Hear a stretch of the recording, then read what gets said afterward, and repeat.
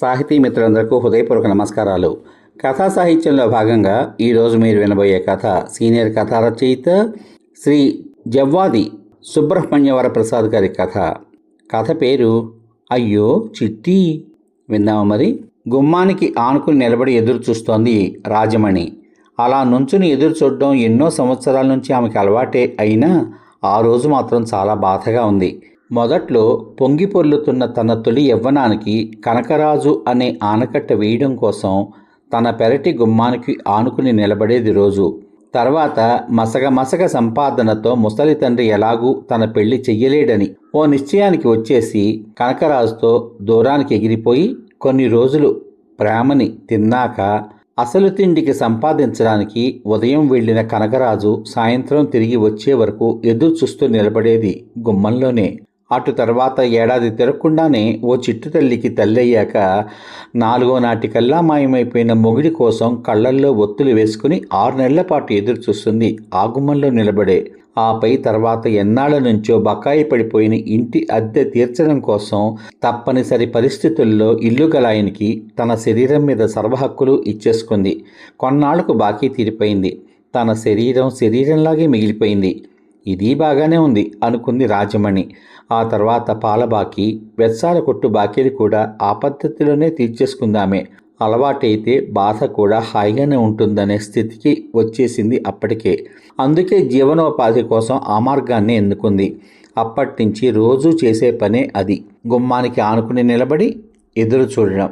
కొన్నాళ్ల క్రితం వరకు రోజులు మామూలుగానే డొల్లిపోయాయి.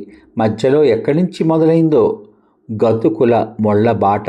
అప్పటికి 4వసారి కుడికాలి మీద బరువుని ఎడమకాలి మీదకి మార్చుకుంది రాజమణి. కూర్చుంటే కనబడనేమో అని మళ్ళీ నించుంది.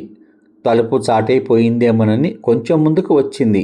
ఆలంబన లేని నడుము నిలబడలేకపోతే మళ్ళీ వెనక్కి జరిగింది. మగ పురుగు కనబడగానే ఆశతో అడుగు వేస్తోంది. ఎవరి చూపైనా తన మీద పడితే వెంటనే పలకరిస్తోంది, ఓసారి ఇలా వస్తారా అని. కానీ ఆమె ప్రయత్నాలు ఇవి ఫలించడం లేదు ఈవేళ. పాత ఒక రోత కనుక కొన్ని తెలిసిన మొహాలు తిప్పుకుని వెళ్ళిపోతున్నాయి. కొన్ని చూపులు మాత్రమే విరిగిపోతున్నాయి. ఆమెకి దిగులేసింది. ఆమెకి జాలేసింది. తన కోసం కాదు, చిట్టి తల్లి కోసం. తనకేసి దిగులుగా జాలిగా చూసిన తల్లతో చిట్టి తల్లి అంది, కాళ్ళు లాగుతుంటే కూర్చో అమ్మా. కూర్చుంటే ఎవరొస్తారమ్మా?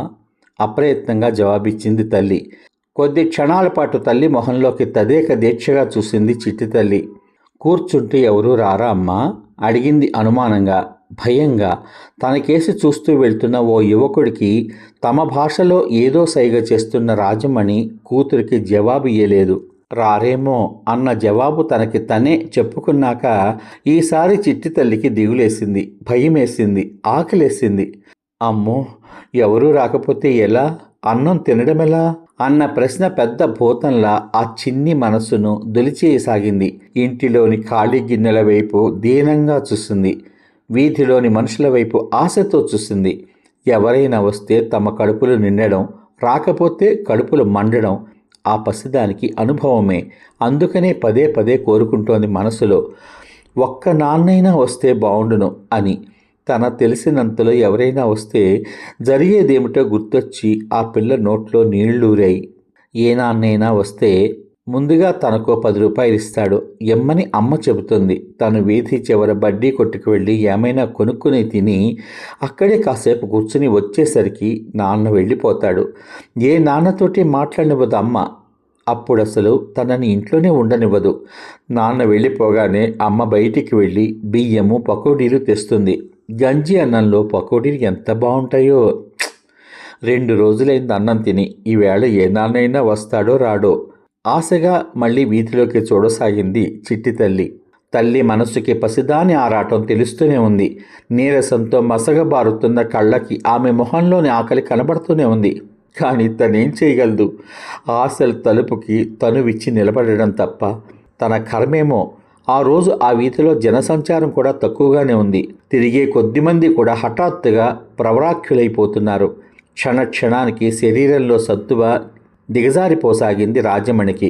కళ్ళు బయలు కమ్మసాగాయి. కాళ్ళు నిలబడలేమంటూ మారం చేస్తున్నాయి.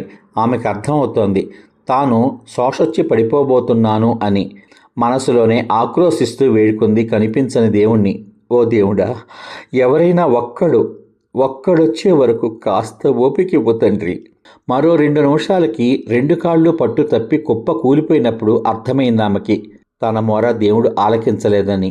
టంగుమంటూ తల నేలకి తగిలి కళ్ళు గిర్రున తిరిగి రెప్పలు మూసుకుపోతుండగా భయంగా తన వైపు చూస్తున్న కూతురికి సైగ చేసింది రాజమణి.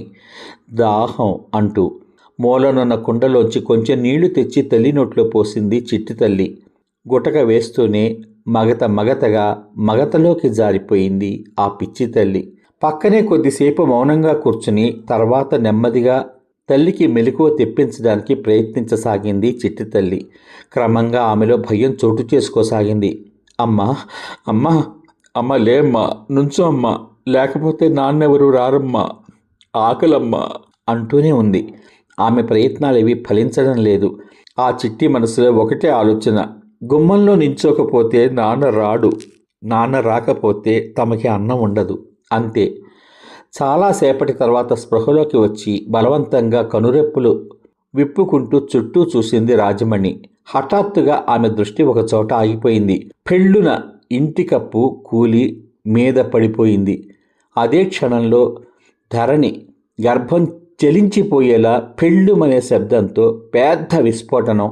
దేవుడు లాంటి కరకు కసాయివాడొకడు తన సరదా కోసం పదును లేని కత్తితో అమాయకపు మేక తలను సగం మాత్రమే నరికితే ఆ మేక తల్లి హృదయ విదారకంగా అర్చినట్లు గుండె పగిలేలా, రక్తం గడ్డకట్టేలా, గుండె నీరయ్యేలా, దేవుడి చెవులు బ్రద్దలయ్యేలా భయంకరంగా నిశ్శబ్దంగా కేక పెట్టింది రాజమణి తల్లి మనస్సు.